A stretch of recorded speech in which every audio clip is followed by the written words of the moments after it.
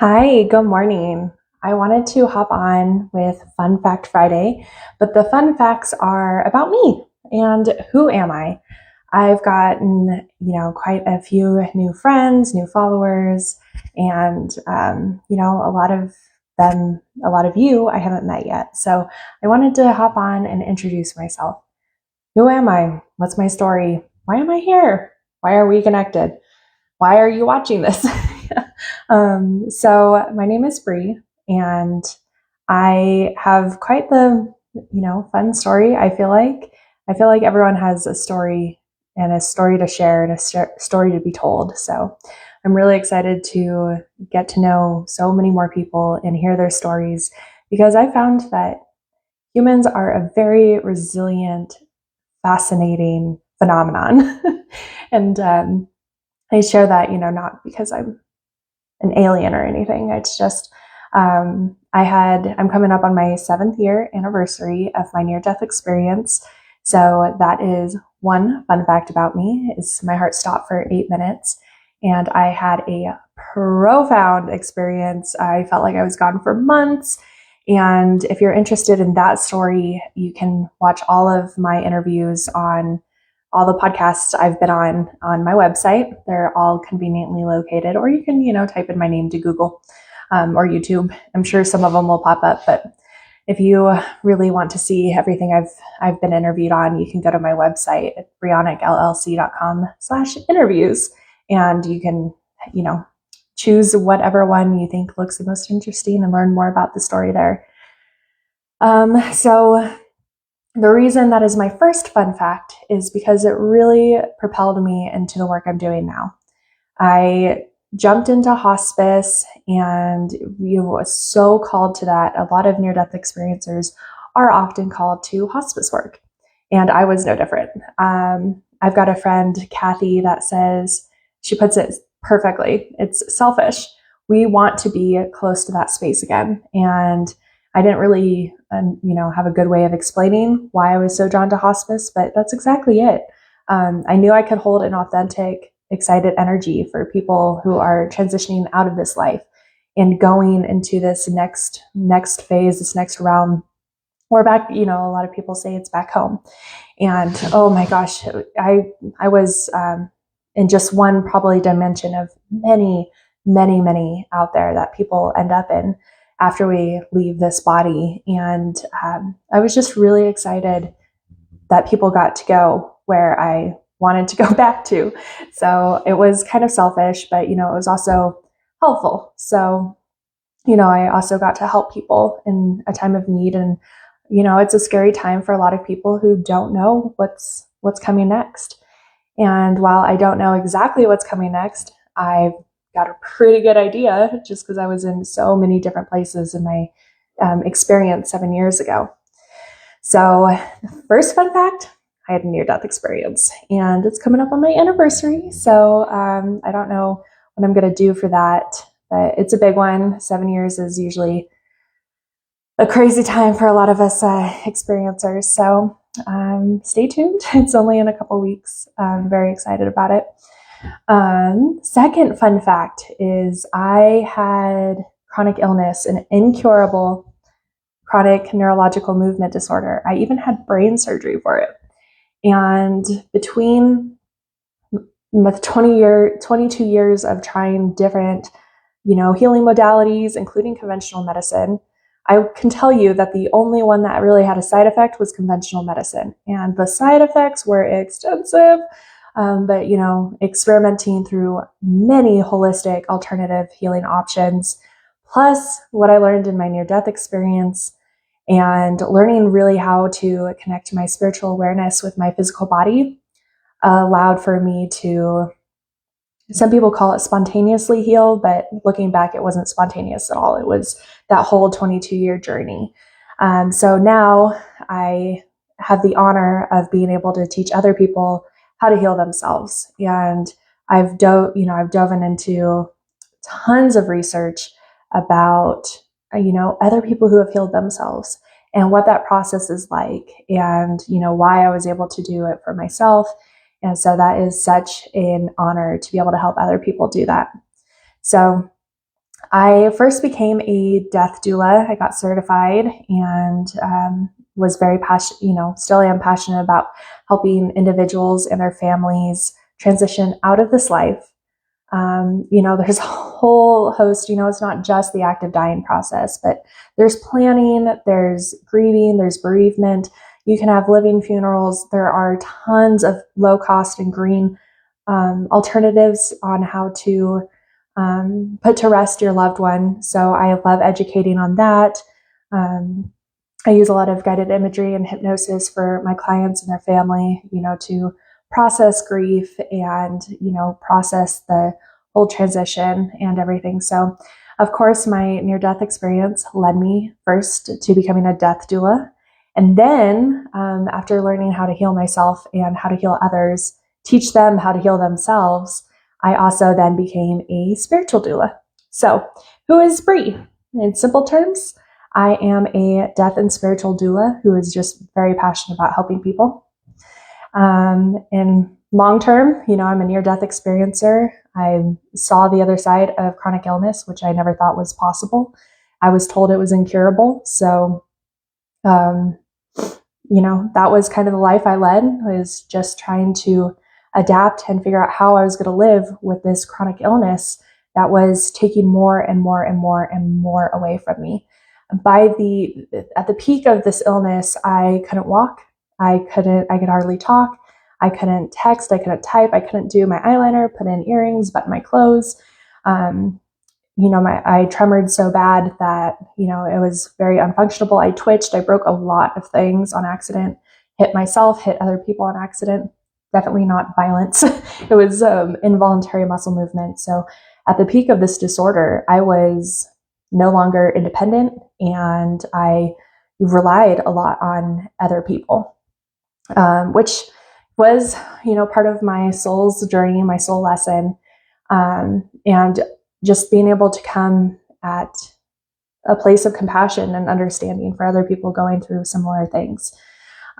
So that's a little longer in my story, but I also was in construction. I did marketing for construction companies. I loved writing proposals. That was my jam. I really, this is ironic, I hated social media and I stayed off of it. I wanted to be hidden. That was partially due to my disorder and my near-death experience. The corporate world couldn't know about that, what kind of job could I get if, they knew I was really sick and if they thought I was a crazy person? So I kept who I really was, is a secret. And that meant staying off of social media as well.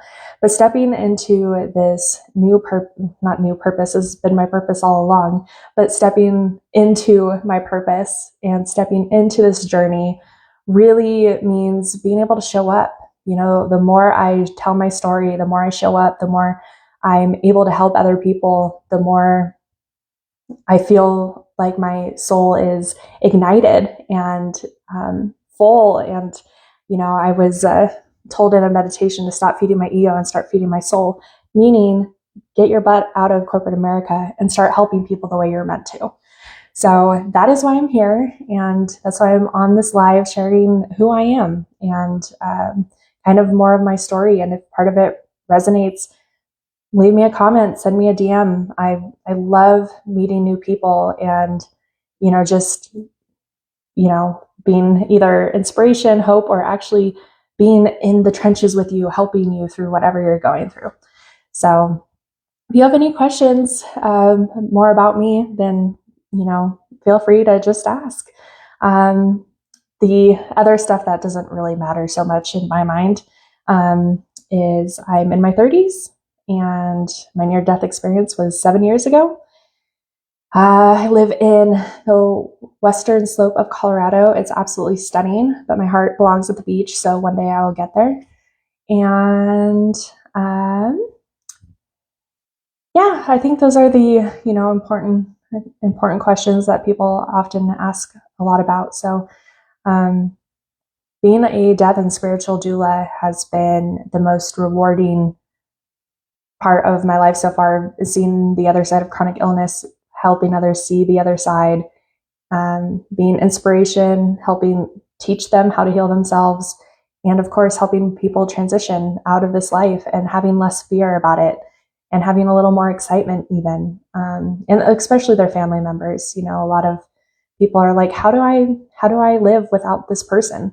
How, this person has been my whole life. What do I do now? And helping them refine themselves and find this new life, without their loved ones, whether that's a parent, a sibling, a spouse, best friend, even, helping them navigate this new territory. And I love teaching about soul contracts and soul lessons and, kind of what we pre-planned before we got here. A lot of people aren't ready to hear that.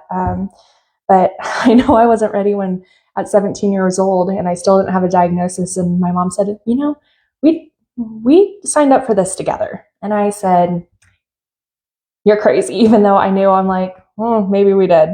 But, hindsight is crystal clear. It is, you can see clearer than 2020, and looking back on everything, I found that soul contract and found out how to, pay it down, pay it off, move on, learn that lesson.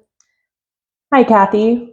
Thank you so much. I just, I try to share who I am, and the more I share who I am, the more I find it helps people. So I really appreciate you saying that. Once again, if you have any specific questions or if you're struggling, I hated when people told me it would get better, because for 22 years, it got worse. It just got worse and worse. Well, it'll get better one day. You can't promise me that.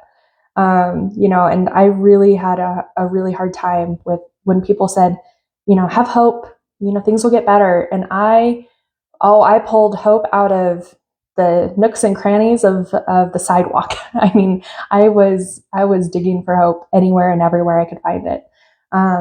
But, it also built resilience. And I feel like that is a huge part of human nature, is how resilient we are and how much we can actually go through. Just hearing other people's stories. When I was younger, people would, complain about a little something, but oh my gosh, that can't compare to your story. And I hated that. I hated that so much, because if a paper cut is the worst pain you have ever experienced in your life, it is still a number 10, on 1 to 10 pain scale. If that's the worst pain you've ever experienced, that is still the most traumatic, the most painful thing you've experienced. So, my pain scale was at a 10 too, but in a different way. So I hated when people tried to compare, because we are all living a very individual experience. And, the most traumatic thing might not be the most traumatic thing for somebody else, but that doesn't degrade it. That doesn't make it any less traumatic for them. So I really harp on, we are all living a individual experience, all trying to learn, all trying to grow. Some of us might not know that's why we're here, but that's fine. That's their path too. Oh, Kathy, I hope you made it on the other side of cancer. I'm glad you saw it as a gift of wisdom. And hopefully you don't have to deal with cancer moving forward. There's been some amazing research coming out on some holistic or alternative ways of preventing or healing cancer. It's not 100%, but it's about, they're seeing 80% improvements in these studies. So if you like to chat about that, send me a DM. That's just research I've seen, not anything, I'm specifically doing. But yes, we are all on our individual journeys, individual paths. And whether that means you are on the accelerated course and you wanted to put yourself through basically hell, loss, grief, pain, a sickness, whatever, that just means you're on the accelerated journey. You are ready to elevate your soul. You are ready to send all that information back. You are ready to grow. Maybe you're a little behind in your soul tribe and you're trying to catch up. And if you're not having, tons of loss and grief and trauma and illness, that's absolutely fine too. That doesn't mean you're not growing. Being in this human experience is hard no matter who you are. There's not one person I've met who said, yeah, I've had a perfect life. I've had an easy life. Even people who, the whole thing I hate doing is comparing. But when I start to, compare, their, somebody else's issues with all of my, past traumas and illnesses and da da da da da, it's like, oh, they've had a really simple life. And it's like, no, gotta remember that whole thing I mentioned earlier about pain. If they've only experienced, a paper cut, that's still the most painful experience for them. And that is still part of their journey, and they're still growing within that journey.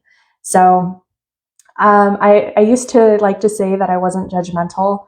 However, humans are judgmental. We are judgmental by nature. And I don't think there's anything wrong with that. That saves our lives. It keeps us out of danger. My tweak on that is I try to understand where that judgment is coming from.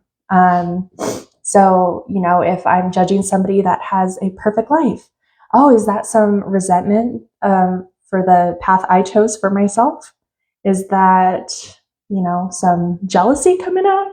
Why am I judging them for having an easier life than me? Same thing goes with, beauty standards, the way somebody looks. If I'm just like, and then I'm like, oh, what is that? A reflection of me? Oh, I need to work on that.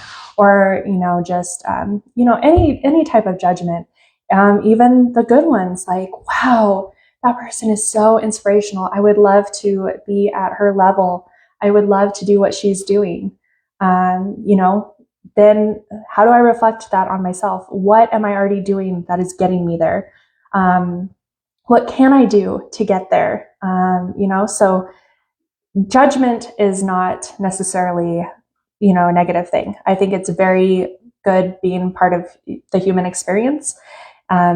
It saves us, it helps us grow. But I think it's really important to reflect on where that judgment is coming from, whether it's negative or positive. So that's me in a little nutshell. I kind of rambled on longer than I anticipated to. But I look forward to having conversations with any and all of you. I'm online most of the days, and I love having conversations. I love hearing about other people's experiences, good or bad. I love watching transformations. I love healing. I love growth. Kathy, it sounds like you've got a heck of a story. I would love to hear. The more we connect as people, the more inspiration, the more hope, and the more we can help each other, and not just in this physical form, but in our soul. So send me a message. I would love to chat.